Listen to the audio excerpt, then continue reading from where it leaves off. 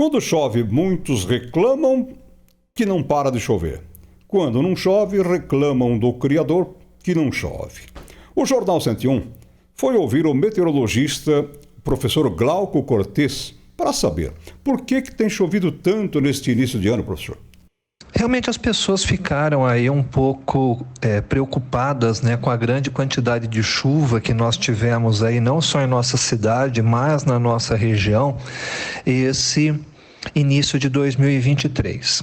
Então vamos salientar alguns pontos. Primeiro, essa é uma situação até considerada normal, porque nós estamos no verão e o nosso verão tem uma característica de ter bastante chuva, bastante precipitação. Tá? Essa chuva é importante para a agricultura e é importante principalmente para fazer a recomposição dos reservatórios de água. Tá? Muitas das cidades aí utilizam captação em represas, em rios, e essa chuva é muito importante para fazer a recomposição desse volume. O que nós tivemos? Nós tivemos a passagem aí de algumas frentes frias, a gente chama de frente fria, mas ela não vem com a massa de ar polar, que isso acontece no inverno, né? Essa frente fria, ela acaba carregando um pouco a atmosfera de umidade, e associado a isso, nós tivemos a formação durante 2 vezes da zona de convergência do Atlântico Sul, que é um corredor de umidade que acaba trazendo uma grande quantidade de umidade da região norte do país. Associado então a esses 2 fatores, explica essa quantidade de chuva.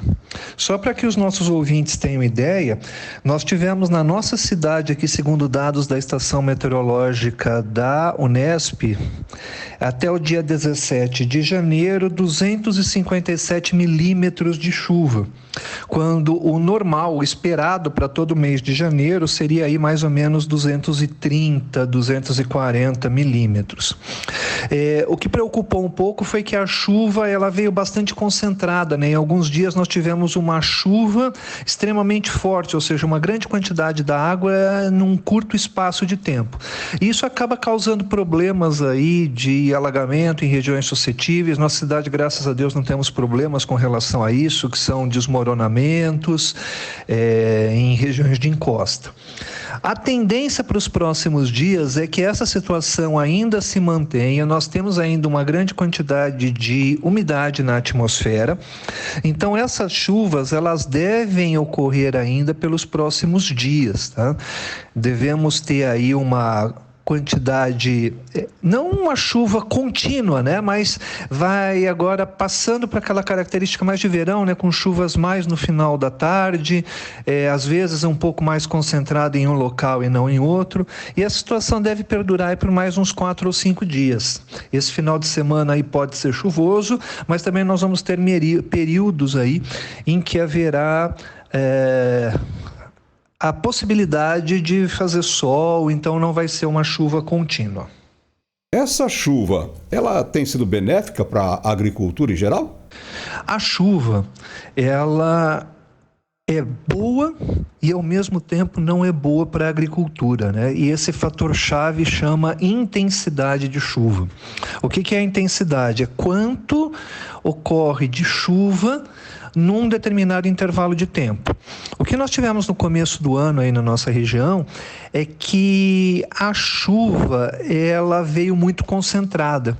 E essa chuva concentrada, ela acaba ocasionando na zona rural principalmente problemas de erosão. Aquele produtor que toma cuidado, mantém bem a conservação do seu solo, pode acabar tendo problema com algumas culturas que hoje estão no campo, como milho, como soja, amendoim, que é muito tradicional na nossa cidade, porque quando ela é muito intensa, ela pode até provocar destruição de algumas plantas e isso compromete a produção, tá? Mas uma chuva assim mais tranquila, mais suave, nessa época é muito importante para o desenvolvimento dessas culturas, porque elas estão assim na sua fase maior de desenvolvimento vegetativo, começando o seu ciclo produtivo, então a chuva nesse aspecto é bem-vinda. Com relação à cana, ela está sendo plantada, então também é benéfico aí para as áreas que vão receber o plantio da rotação de cana e principalmente para aquelas áreas que foram já colhidas, né? E elas estão se desenvolvendo, então a chuva passa a ser um fator bastante importante.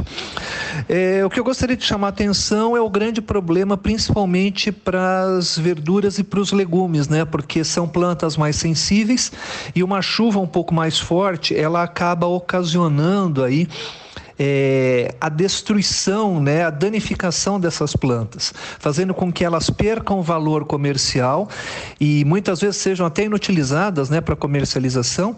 E aí o que acontece é que o preço acaba subindo, né, por uma condição de mercado, né, a demanda continua naquela proporção praticamente constante, mas a oferta diminui, então a tendência dos preços para esses produtos agrícolas é subir. Muito obrigado ao meteorologista professor Glauco Cortes, falando por que tem chovido tanto neste início de ano de 2023 e também se a chuva está sendo benéfica para a nossa agricultura.